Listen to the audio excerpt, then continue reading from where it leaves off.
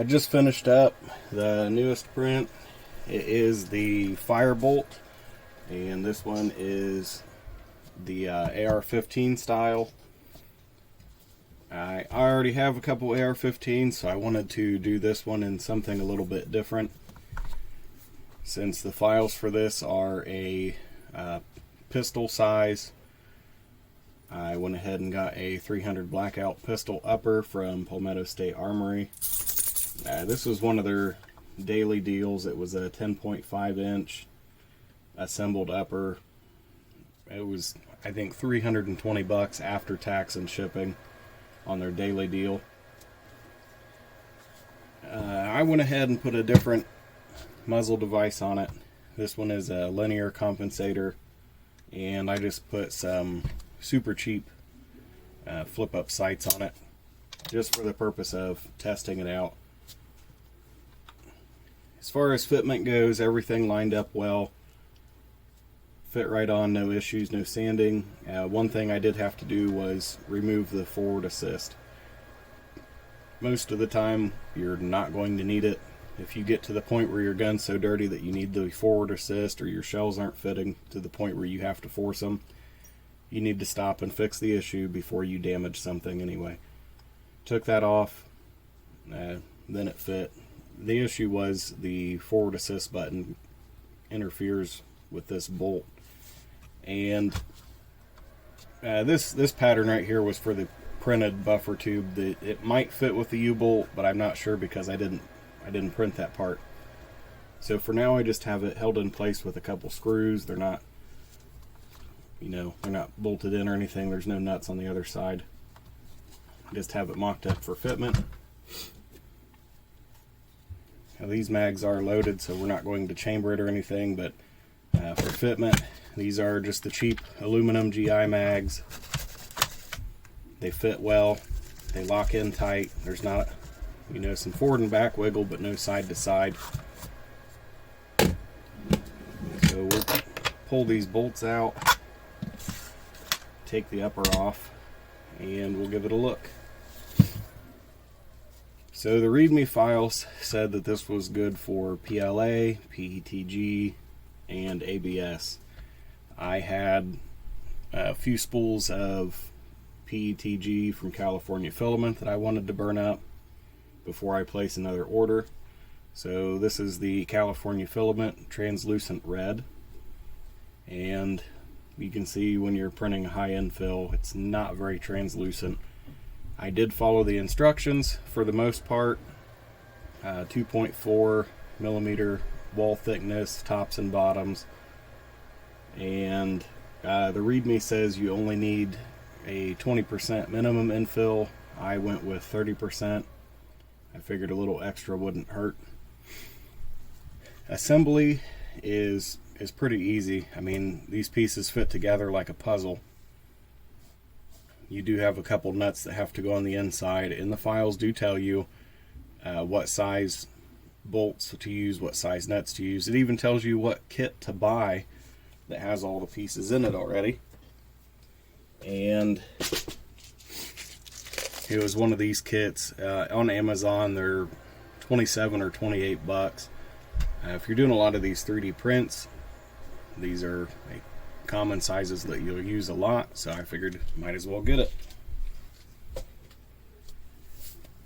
One thing I did not find in the README files was what size bolts to use here, and M6 seemed to fit really well. The nuts fit in pretty well, and I don't know if it's from shrinkage or if they just left too much clearance, but every nut on the inside and tops and bottoms and everything, every nut is a little bit loose. The M6 have enough to catch, but the M3s on the inside, I ended up having to put a small flathead screwdriver in against the nut to wedge it while I tighten everything down.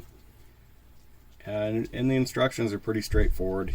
It tells you to leave the front end loose when you're inserting the fire control group. There are grooves for your springs to line up in and everything. Now during the assembly, I did do mine a little bit differently.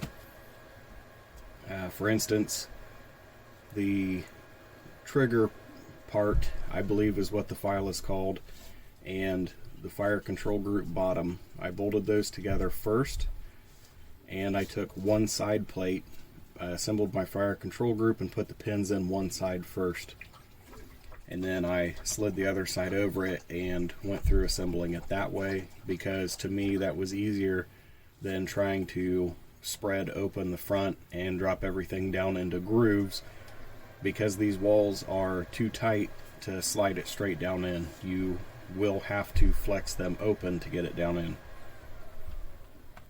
For the buffer, they left just enough of that pin sticking out to catch it, and if you wiggle it around too much, that buffer tube does come out, but once your upper is on, that's not an issue anymore. This is available in 9mm and 45 ACP versions. I did not do either of those yet because I do not have any pistol caliber uppers. I did print the files for the handle that came with it, even though I have some extra from all these kits I've bought recently. And this is literally, I just used the cheapest AR-15 lower parts kit that Palmetto State Armory had. It was $44.95 plus tax and shipping, and that was all the parts, pins, everything. Now, one thing that I have noticed is when you put your safety into the safe position, it pretty much touches this outer piece and is kind of hard to get your finger up in there. You know, on a normal AR, you'd use your thumb to get it. I have a hard time getting my thumb up in there to spin it around. So I will probably not use the safety a whole lot if I don't have to. I believe it was in Black Hawk Down. This is my safety. Overall, I believe the print took 6 or 7 days at a 0.12 layer height, 50 millimeters per second. Then the files recommend going with a 0.15 or 0.16 to, you know, help everything line up better and save time. I already had it set up for 0.12, so I went ahead and ran it. The extra time was a non-issue. I think the only complaint I really have about it is I prefer to use the takedown pins that come in the kits. I don't really like having the pins with cotter keys through them sticking out everywhere. I don't really like having bolts and nuts sticking out the side. I don't like having all the crap sticking out that you can get caught on or cut yourself on or catch a sleeve on. But I understand with some of these printed parts there are limitations as to where they can put holes for the springs and pins, and this back one especially would likely interfere with this screw. I think they probably could have got one to fit up here, but again, with how thin this plastic is, especially, you know, only doing a 20 or 30% infill, they might have been worried that adding the hole could have weakened it. So this is only rated for 223, but we're going to try some subsonic 300 blackouts and see if it holds up to it. The stock is actually held on with a printed bolt. It does have a couple alignment pins in there, but the threads actually come out really nice, and that threads in really easy, which was surprising. Overall, I did enjoy this one. It was interesting to put together, and it should be fun to shoot.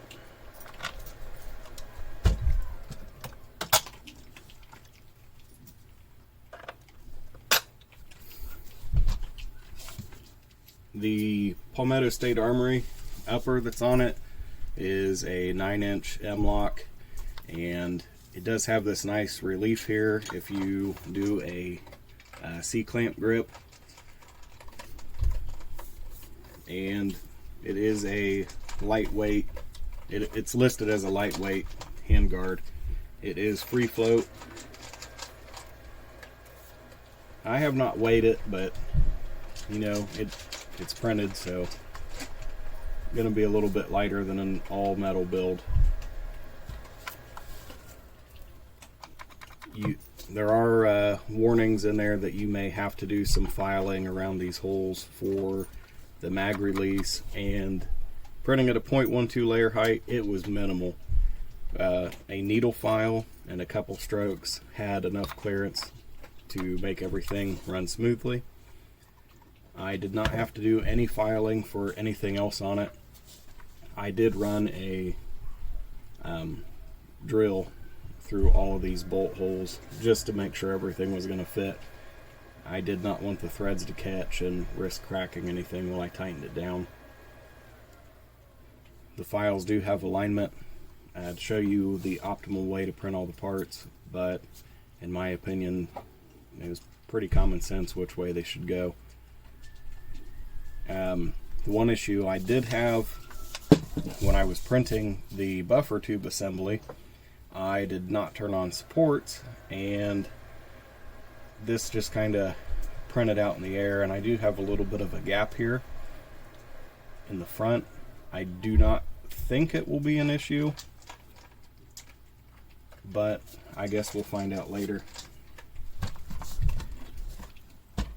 So that's one of them that we just got done.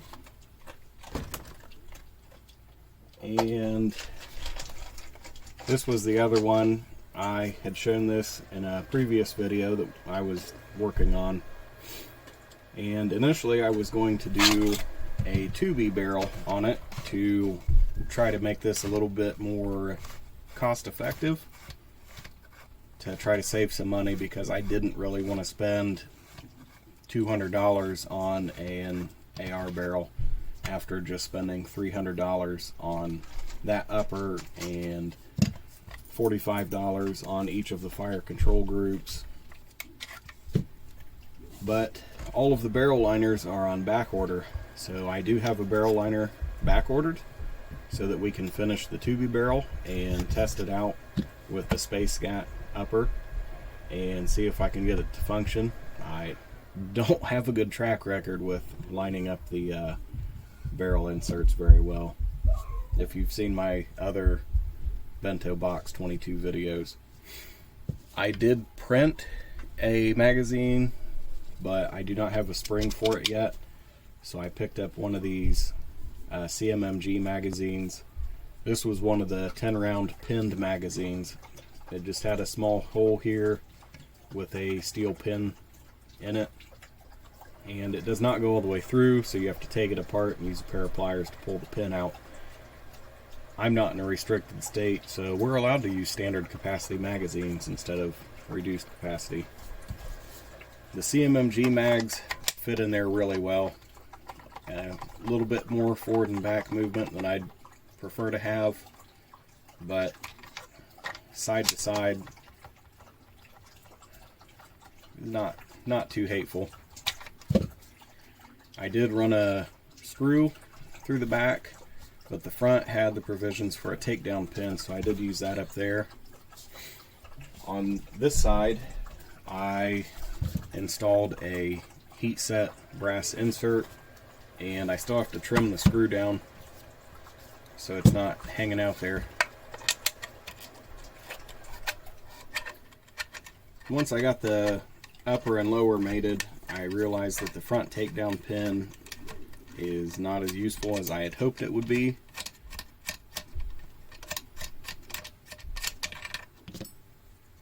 Because the way the front is shaped, it is very blocky and does not really allow for much pivot.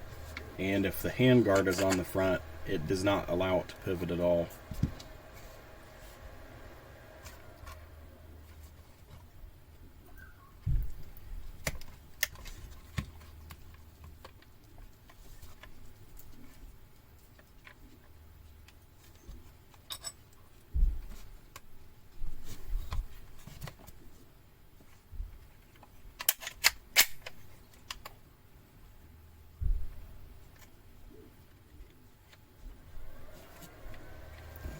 stuck on?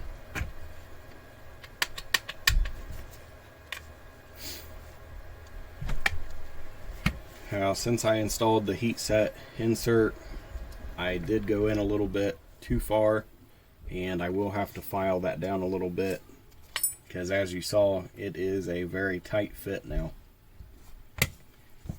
That's not too big of a deal if you don't have to open it up in a hurry, but I'd rather it come apart a little bit easier than that.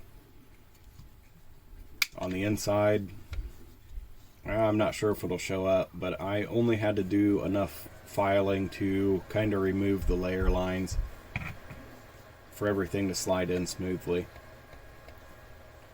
Once I had the layer lines smoothed out inside, the fire control group dropped in nicely.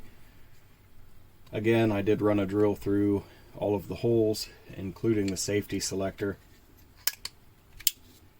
And this one, it does have a bit of an overhang, but it gives you more room than the Firebolt does to switch your safety back and forth. I did use the grip that came with the files. They did a pretty good job of lining everything up, lining up the contours. And on the bottom, where I had to remove some support material, I did file that out a little bit just to smooth it out. One thing I'm not real happy about is the giant hole left around the trigger.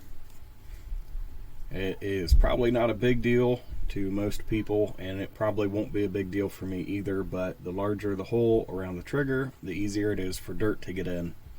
Once you start getting dirt in there, the easier it is to have malfunctions. I have enough problems already. I don't need help messing things up. One thing to keep in mind when you're testing your fire control group to make sure everything works on any of your printed firearms, don't let the hammer slam into the receiver. And you shouldn't do it on your aluminum receivers either. Just metal on metal is not a good thing, especially when you're slamming hardened steel into a softer material. But overall, I think this one turned out really well also, and I'm happy with it. The barrel retainer is printed on this one, and I did change the threads on the 2B barrel to be the same as the threads on the bento box, because I do like the linear compensator that was on the bento box. But this should fit over a store-bought barrel as well, and it does have some grooves on the side for you to use a wrench and tighten it up. Threads printed really well. Again, if you follow the instructions for the build, you'll print the upper in the upright position so that you don't have any support material or overhangs on your threads, and they didn't need any work to thread on. This one was also printed in PETG from California Filaments. Different red than that one, but same material. The handguard, it turned out really well. It does have a hole in the top so that once your barrel nut and everything is on, you'd install your barrel, snug it up, put your handguard over, and screw your set screw down into your barrel nut, and that will keep your handguard from having any side-to-side movement or from sliding off while you're shooting. Since I don't have my barrel in yet, I didn't bother with the set screw yet. This does have some options as far as what you can do with the 1913 rail on the back. The barrel that I ordered is a 4.5 or 4 3/4 inch, so it will be a pistol size. So we're just going to use the printable sling mount, and we'll just put a sling on the back of it so that we can, get the sling over your shoulder and push it forward to have some kind of stabilization. The bolt carrier group in this one everything was set up on this to use CMMG parts, bolt carrier group, magazine, etc. But I wanted to try to save a few bucks, so I went with a right to bear bolt carrier group. And if you read the disclaimer on their website, they do work with CMMG, and these are supposed to be compatible with all CMMG parts, magazines, etc. So it doesn't save a ton of money. I believe it was, I don't know, 30 bucks cheaper maybe. But that 30 bucks adds up because all this stuff comes out of my pocket. And like most of you, I'm just a normal guy who works a normal job, and I pay for all this stuff myself. My channel's too shitty to get a sponsor, and I don't have enough followers to even worry about being monetized or anything like that.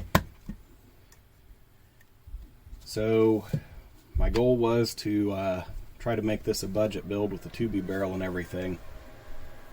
Between the printed magazine, printed barrel, right to bear, bolt carrier group, and PSA, lower parts kit, and these cheap Chinese sights, I would have saved a little over $200 on this build, as opposed to purchasing everything like I ended up doing anyway. These CMMG mags are normally 20 to 30 bucks, but this one being pinned was on sale for $9.99, so I didn't feel too bad buying it. I did buy a different brand of magazine, and I don't even remember what brand this was anymore. It was supposed to fit any M4 style AR-15.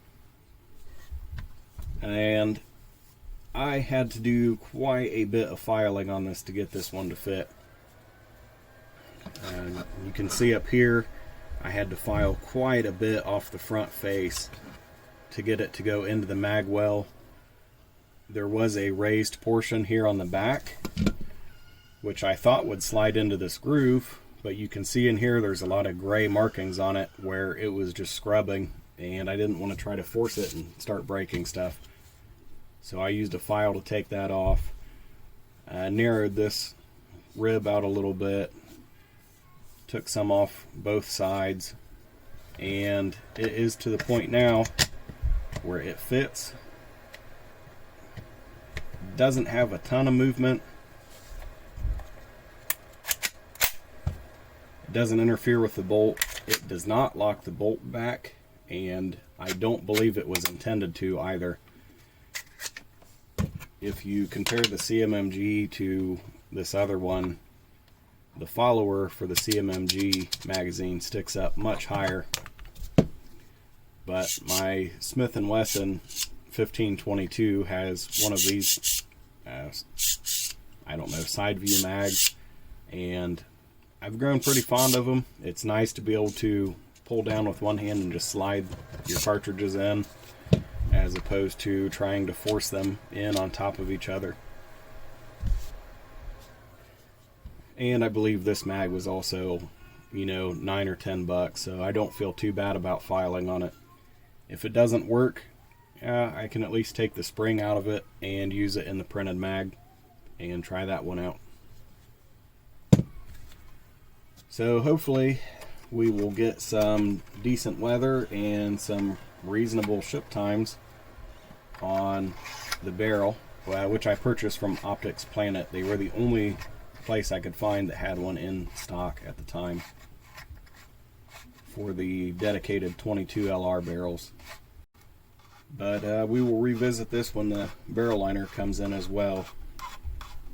Using the store-bought barrel and store-bought bolt, store-bought mag and everything, I don't expect we'll be jamming with Anthony on this one.